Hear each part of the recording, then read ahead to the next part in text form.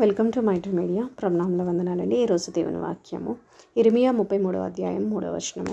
నాకు మొరపెట్టుము, నేను నీకు ఉత్తరం ఇచ్చేదను, నీవు గ్రహింపలేని గొప్ప సంగతులను, గూఢమైన సంగతులను నీకు తెలియచేదను.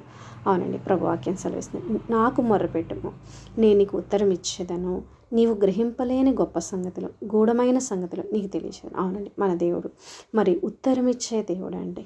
అవునండి, మరి ఇక్కడ మనం చూసుకున్నట్లయితే దానియేలు గారి మరి టైంలో మరి రాజుగారికి ఒక కల వచ్చిందండి. అయితే మరి ఆయన ఆ కలభావం తెలుసుకోవాలి అనుకుంటున్నారు. కానీ అక్కడ జరిగిన విషయం ఏంటంటే మరి రాజుగారికి ఆ కళ కూడా మర్చిపోయారండి. అయితే మరి అక్కడ ఉన్న జ్ఞానులు, మాంత్రికులు అందరినీ పిలిచి చెప్తారనమాట, మీరు నాకు కళ చెప్పాలి, కలభావం చెప్పాలి, లేకపోతే మరి చనిపోతారు అని చెప్పేసి. అయితే మరి ఇక్కడ దానియేలు గారు మరి కొంచెం టైం అడిగి మరి అక్కడ మరి పరలోకంలో ఉన్న ప్రభుకి మరి మొరపెట్టడం జరిగిందండి. మరి రాత్రంతా ఆయన ప్రార్థన చేశారు. అయితే మరి ప్రభువారు మరి తెలియచేశారని మరి రాజుగారికి వచ్చిన కళ ఏంటి, ఆ కళ యొక్క భావం ఏంటో మరి తెలియచేయడం జరిగిందండి. అవునండి, ఎంత గొప్ప విషయం అండి.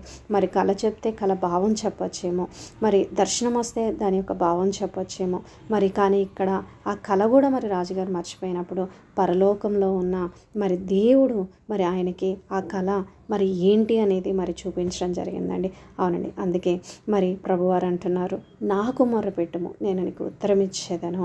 అవునండి, మరి ఏ దేవుడు మరి ఈ విధంగా చెప్పగలరండి? మనం సేవిస్తున్న దేవుడు ఎంత గొప్ప దేవుడు అండి. నాకు మొరపెట్టుము, నేను నీకు ఉత్తరం ఇస్తాను. అవునండి, దేని గురించి అయితే మనం మొరపెడతామో, ప్రార్థిస్తామో దేవుడు అంటున్నారండి, నేను నీకు ఉత్తరం ఇస్తాను, నువ్వు గ్రహించలేని గొప్ప సంగతులు, గూఢమైన సంగతులు నీకు తెలియచేతాను. అవునండి, దేవుడు అంటండి, మనం ఎప్పుడైతే మొరపెడుతూ ఉంటామో ప్రభువారు మనకి అనేకమైన విషయాలు మనకి తెలియజేస్తూ ఉంటారంటండి. గ్రహింపలేని గొప్ప సంగతులు, మరి ఆ గూఢమైన సంగతులు కూడా దేవుడు మనకి తెలియజేస్తారంటండి.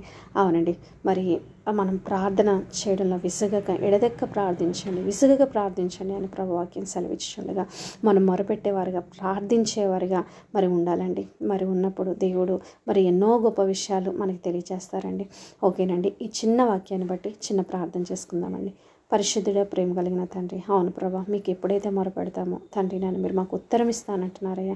దేవ, గ్రహింపలేని గొప్ప సంగతులు, గూఢమైన సంగతులు తెలియజేస్తా అంటున్నారు. దేవా, మీకు వందనాలు, స్తుతులు, స్తోత్రాలు చెల్లిస్తున్నానయ్యా. దేవా తండ్రి, సహాయం చేయమని దేవని అడుగుచున్నానయ్యా.